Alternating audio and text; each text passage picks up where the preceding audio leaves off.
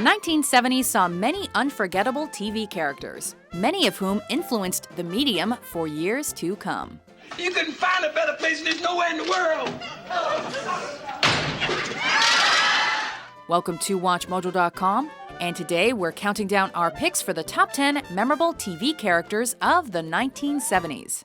For our series on the top 10 memorable TV characters per decade, we're looking at those characters that were critically and culturally significant and became synonymous with 70s TV culture. Is this your first time on the Love Boat?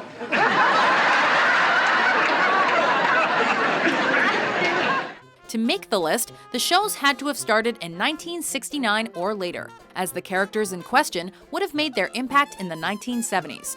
Also, the characters must be live action, so you won't be seeing any cartoons or puppets. We're talking to you, Kermit the Frog. It's not easy being green. Number 10, Basil Fawlty, Fawlty Towers. Go away. I'm so sorry to capture waiting, Your Lordship. I do apologize. Basil, the owner of the titular hotel in Torquay, England, is rude, pessimistic, and generally not a very nice person. But we love him all the more for it. Don't touch me. I don't know where you've been. Basil often aspires to be of a higher class than the one to which he actually belongs, which often results in hilarious interactions with his guests. Thank you very much. He's also constantly overstepping his bounds, making for some truly cringeworthy moments. Fire! Fire! Fire! Fire! One of England's most iconic comedy characters, John Cleese's Basil has earned that distinction despite the fact that only 12 episodes of Fawlty Towers were made, proving his value and importance to the television medium. Well, I must be punished then, mustn't I? You're a naughty boy, Fawlty! Number 9, Captain Benjamin Franklin Hawkeye Pierce, MASH. What do you think this star means? You're Tinkerbell? One of the funniest and most tragic figures on this famous wartime comedy drama, Hawkeye is hilarious but also deeply human. There's nothing here I'm gonna miss. Except you. As chief surgeon of an army unit in the Korean War, it's only natural that the traumatic events affect Hawkeye. A truth that is perhaps best seen in the show's highly watched finale, when he suffers a mental breakdown. It was a baby! She smothered her own baby.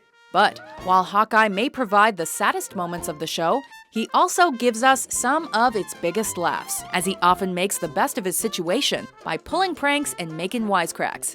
I've eaten so much fish, I'm ready to grow gills. I've eaten so much liver, I can only make love if I'm smothered in bacon and onions. This combination makes him one of the most unique and memorable characters in television history. We want something else! We want something else! We want something else! We want something else! Where these of the world arise!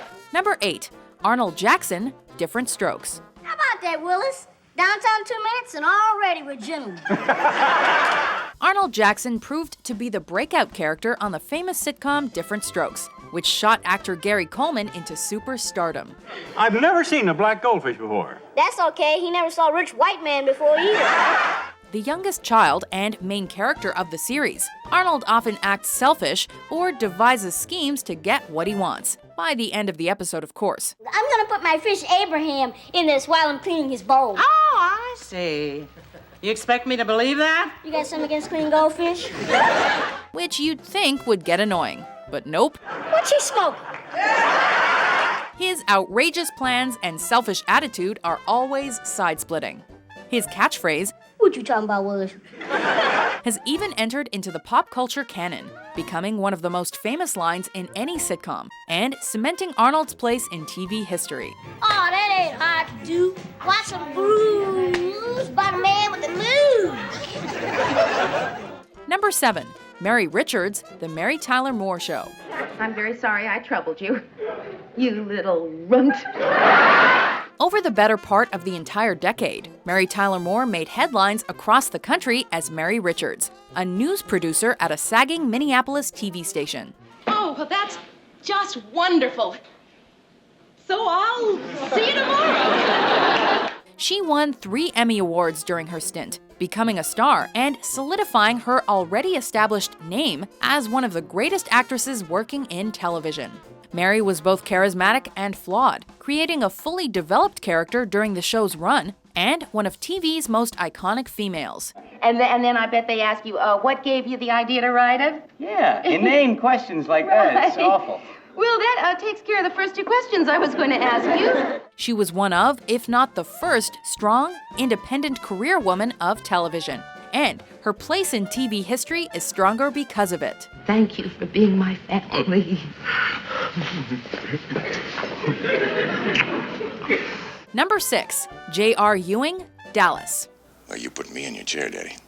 Sure, that's fine. Just keep it that way. But I got more than one son. And nobody says that you've got to run things alone. Considered one of TV's most iconic characters, J.R. was the breakout star of the popular show Dallas, and became not only a central figure, but also a central bad guy. We still own 25% of those leases. We lost $250 million, not to mention our royalties on your share. As head of the Ewing clan, he was a wealthy, often egocentric, and usually self-serving oil tycoon, whose amoral choices resulted in some of the show's most famous stories. One of the most well-known storylines in TV history dealt with the shooting of J.R. by an unknown assailant, a cliffhanger that became a pop culture phenomenon. Despite his many, many flaws, he was still one of television's most beloved characters, proving that audiences love a good villain, or at least love to hate him. We can count on that. You know, I always get what I want. Number 5, Jack Tripper, Three's Company. Yeah, when do we take off? You just did. You're flying. Played by the late, great John Ritter, Jack Tripper was the third in TV's most memorable threesome of roommates, as well as one of the goofiest characters on television at the time. Much of Jack's humor derived from his clumsiness, as he's often bumping into things, falling over things, and just generally providing the physical comedy.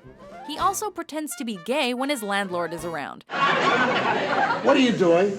I'm loosening up my wrist. I didn't know you guys had a practice. Which not only brought the show some of its most laugh-out-loud moments, but also served as a political statement about straight people and homosexuals in the 70s.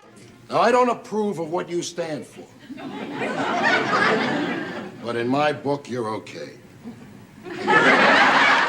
Ever the sweet man, Jack was always good for a laugh. Hey, I'd help you out if you needed me for anything.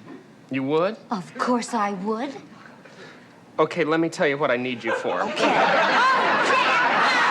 Number 4, George Jefferson, The Jeffersons. Hold it, Diane. We are the Jeffersons. Owner of several dry cleaning stores in the Big Apple, George and his wife Louise, lovingly referred to by her husband as Wheezy, were originally characters on All in the Family, before they moved on up to their own spin-off series. I don't mean to come on so strong, Weezy, but you got to know that's my way. You got to remember, I had to claw and scratch my way up the ladder. There he goes again. While George was amusing as a character himself, he also acted as a vessel for political statements about African Americans in 1970s America. A man who's genuinely interested in helping the black community. Now you're getting warm. Racism was at times one of the show's main topics, with some earlier episodes even going so far as to include now taboo racial slurs. You know damn well what it means. If you two ever really started going at one another, inside of 5 minutes, he'd be calling you... Don't say It was an ambitious undertaking, but thanks to George's affable demeanor, he provided television with a revolutionary and unforgettable character, and helped usher in a decade of progress for African Americans. That dumb landlord is giving us a bad time, and we're going to do something about it, right? Number 3, Fred G. Sanford, Sanford and Son. You big dummy. Fred Sanford is perhaps one of the grouchiest men in all of television, but he's all the more memorable for it. Sir, won't you at least hear me out? If you do your talking while you're walking, bye.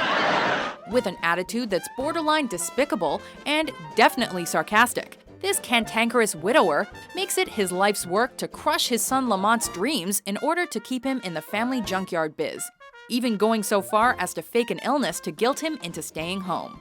You hear that, Elizabeth? I'm coming to join you, honey, with an invitation to a Puerto Rican wedding. He can also be incredibly racist, specifically towards his Puerto Rican neighbor and his son's Asian friend. Hey, senor. Huh? You and El Gote, Vamuse, right away. That being said, his attitude makes him who he is, and he became one of the most unique and popular characters on television because of it.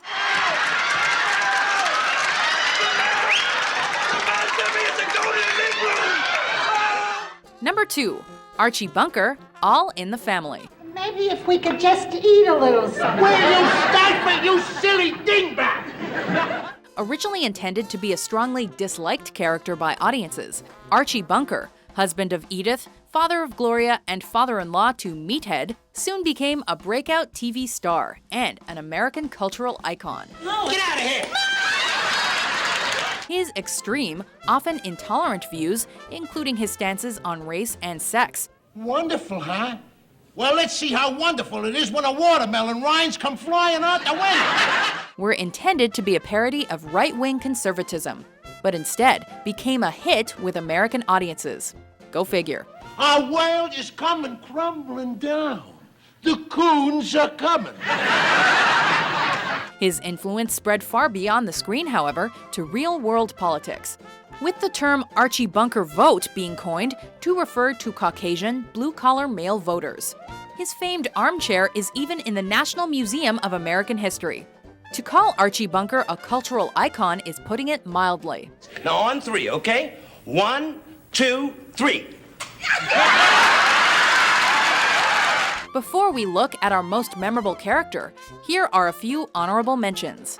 You, my dear, are prettier than flowers, sweeter than the cake, more appetizing than the hors d'oeuvres, and more sparkling than the silverware. Oh, Mike, be serious. Our guests are arriving on time, to the second. They always do. And you always act like it's a miracle. My dear Tattoo, when each guest is paying $50,000 for a 3-day stay on Fantasy Island, he or she deserves miracles. Just galls me to see Allegra and Binky's dresses on those two people. People, huh? That's it. I'll show you people. Come on, Cheryl. You know, lady, I got more class in my little pinky than you have in your whole thumb. Follow me. You'll be at Mindy's place? Yes, we're living together. Catch you later, Jack, on the rebound, clown. Your mama. Number 1, Arthur Fonzie Fonzarelli, Happy Days. Were you able to fix my car? Hey, I can fix anything that starts with a key and goes... Considered the coolest cat on television possibly ever, Fonzie was originally written as a minor character before enthusiastic fan reception bumped him up to a starring role. Who won that race? Oh. Hey, girls, knock yourselves out. I'm really sorry. It was a slip of the fingers. Complete with his leather jacket, smokes, sleek hair, and womanizing. How about tomorrow afternoon, doubles? Doubles, triples, whatever you want. Fonzie quickly became TV's signature cool guy and a pop culture sensation. His trademark catchphrase is still known today. Hey, I'll see you guys later at the gig, huh? Hey! As is his famous Fonzie touch. Memorable enough to merit a statue in his likeness that presides over Milwaukee, Fonzie was not only a popular TV character, but also a significant cultural icon. Let me tell you something. It is still one of America's favorite pastimes. And if you don't like it, you can sit on it. And since you don't go too much for talking, how about if I put my knuckles where your mouth is? Do you agree with our list? What TV character from the 70s is your favorite? For more ranked top 10s published every day, be sure to subscribe to WatchMojo.com. I'm gonna give you a damn good thrashing!